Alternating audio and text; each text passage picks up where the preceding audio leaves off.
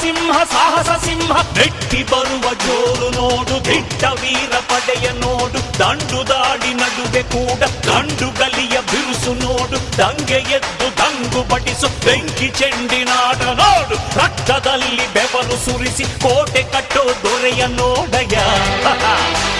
ಇವನಿದ್ದ ಕಡೆಯಲ್ಲೆಲ್ಲ ಘೋರ ಸಿಂಹ ಗರ್ಜನೆ, ಅದು ಯಾರು ಬಂದರು ಕೊನೆಯಾಗದು ಸಿಂಹ ಗರ್ಜನೆ.